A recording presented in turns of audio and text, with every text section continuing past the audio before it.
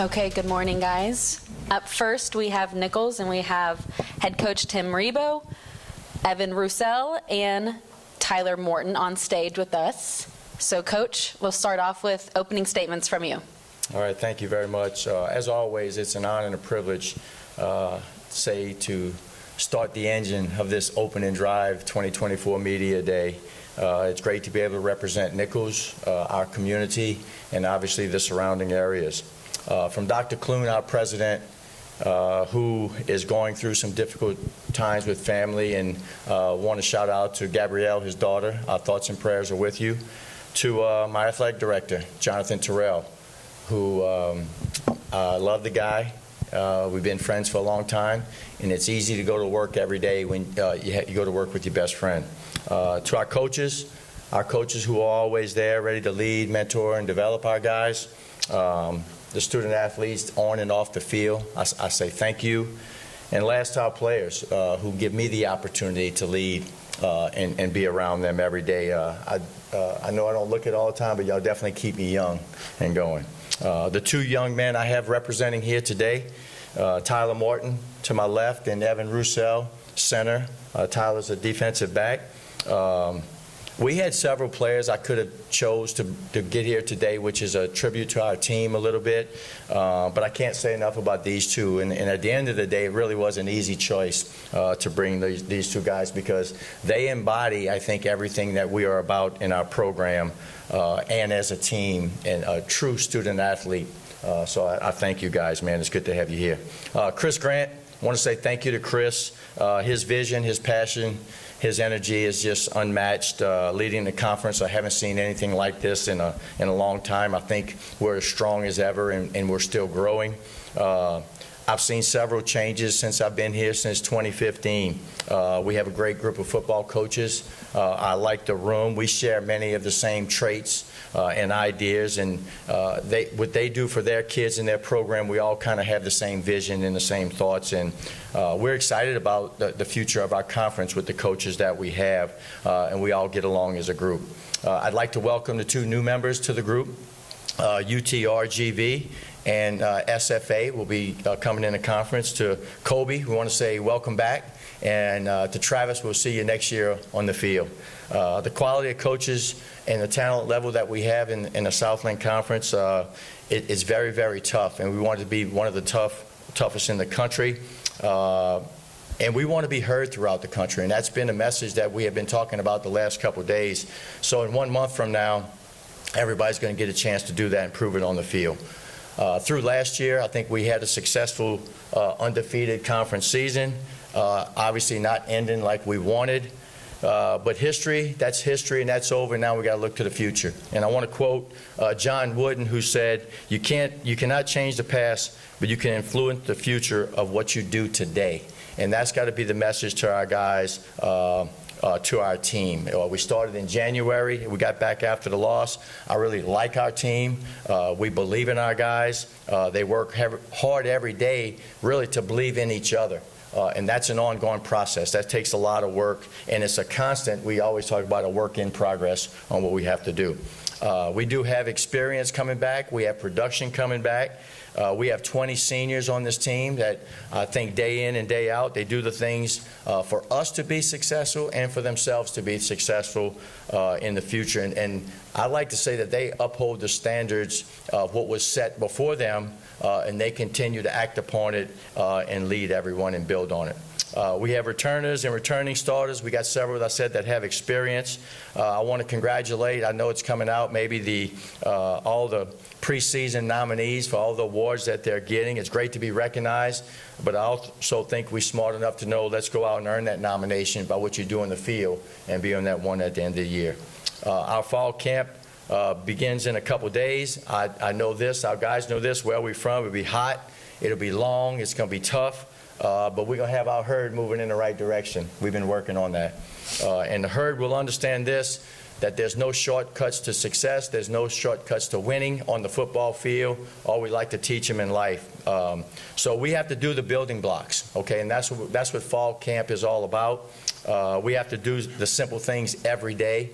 Sometimes it's kind of mundane. Sometimes it's not all glamorous. It's not all exciting, all the stuff you see on social media, but it's the simple things that you got to do every day that's going to be critical to our success. And that's what we try to do. We got to have reps, and we got to have quality reps. Every year we have to replace key players. Last year was no difference, and I'm going to name a few of them, from Robinson to Lassang to Jackson to Gansey to Bartholomew to Jacob Parker. But now we have guys that are ready to step up. Now it's their time. It's ready for them to lead. Some guys you know, some guys you're going to recognize, and there's going to be some guys that you're not going to know that's going to step up and be ready to go and be leaders on this team.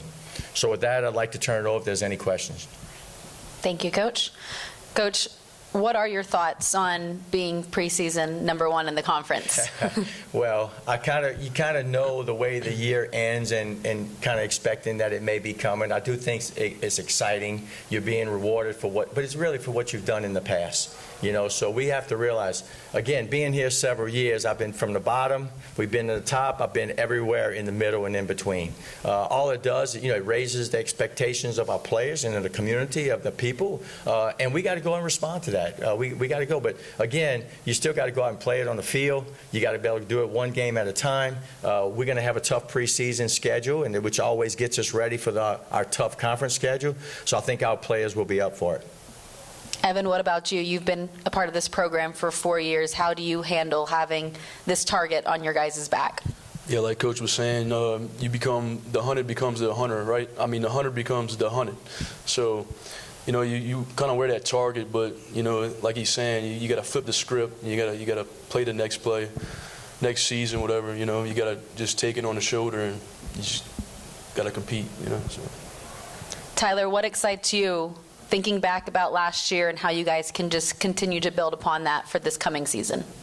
Well, like Coach said, it's exciting knowing that we got a lot of experience coming back and a lot of guys that was on that championship team. But we know that that's in the past, and it's a new season coming up, and we still got to go out and actually do it. So it's a good feeling, though.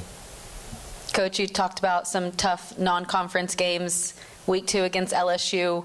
What type of challenge does that present? Well, I think you got to still go one game at a time. We opened up with Louisiana Tech, who's another FBS school in our state, which is going to be really, really tough for us. So I did tell, I'm excited for these guys, obviously, too, to go into Tiger Stadium. It's no secret. I mean, guys dream about playing at the highest level and playing at your premier school, your state school. We get that, and we've never had that opportunity. It was taken away from us in 2020, where we were scheduled to go there.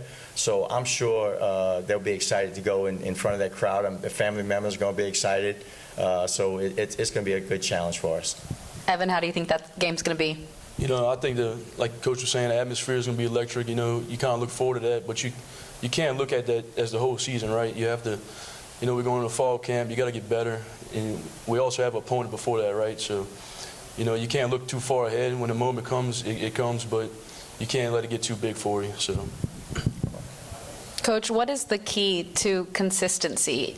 Just keeping a level head and working on 1 week at a time. How do you coach that for your players? Well, we talk about it all the time. We got to understand who we are and where we are and what we have. And we can't get distracted by outside noise and about outside influence. And they know this. One of the things we talk about all the time is about keep punching and what we got to do. Okay, we want to be a tough, competitive football team that's going to never quit. And that's what we try to do.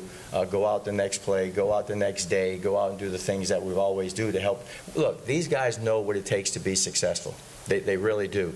And we have a staff that's been put together, and over the years, we talked about that with continuity, that the offensive and defensive coordinator, again, sitting up here, who's been with us for 10 years. And they know what it takes to win football games. And a lot of times, it's the simple things. So we try to break it down. We try to simplify it for them so we can be able to run, play fast, and hit. And this guy right here, I got to calm him down sometimes at practice. I love it. He's such a ball of energy and a competitor. But this guy wants to be for the team, and that's what it's all about. Tyler, you had a breakout season last year. How have you just continued to work on your game and now take it to another level?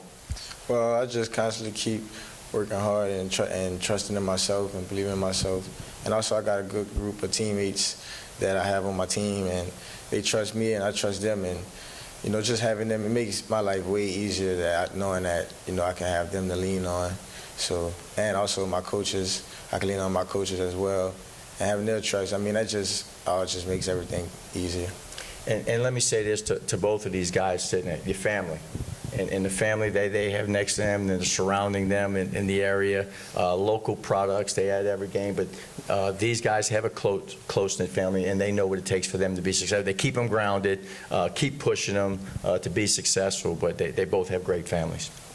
9 starters back on your defense. What excites you about the strengths that you have on that side of the ball? I do get excited every day with Coach Tommy Rybacky and the defensive staff and what they do when I watch these guys run. One of the things we talked about the herd is we got to get these guys running, and I think we're pretty fast. I think we're pretty athletic, but I also think it comes from them. I watch what they do off the field. I watch how they interact off the field. I watch how they're in that film room studying every day, and they're getting more and more guys to come and know what to do. And you got to have talent. You got to be able to do all that stuff. But the camaraderie and stuff that defensive staff know that we left something on the table last year has been fueling and driving those guys, and I get excited to watch that every day.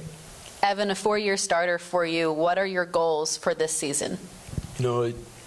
Obviously a conference championship again, but I just want guys to play together. I want the guys around me to also get on that all-conference list and stuff like that. But it's becoming a close-knit team and doing what we can at the highest level. And obviously we want to get back to the playoffs and compete at a higher level also. So. And watching Evan, I would think one of the goals that I want to have him is that he could stay healthy. I mean, he plays through some pain and some injuries. If you watch this guy, he never wants to come off the field. And he fought through some last year, and at the end of the year, he was not his best. And we had another guard who was not their best, and not to take away from other guys, but we missed him at the end of the year. So part of the stuff of where they pick you and where they go, you got to have some breaks along the way, and you got to be able to stay healthy. Awesome. Thank you, guys. If there's any questions, I'll open it up. If not, we will thank you guys for your time. Have fun the rest of the day at this media day, and good luck this season to you guys. All right. Thank you. Thank you for having us.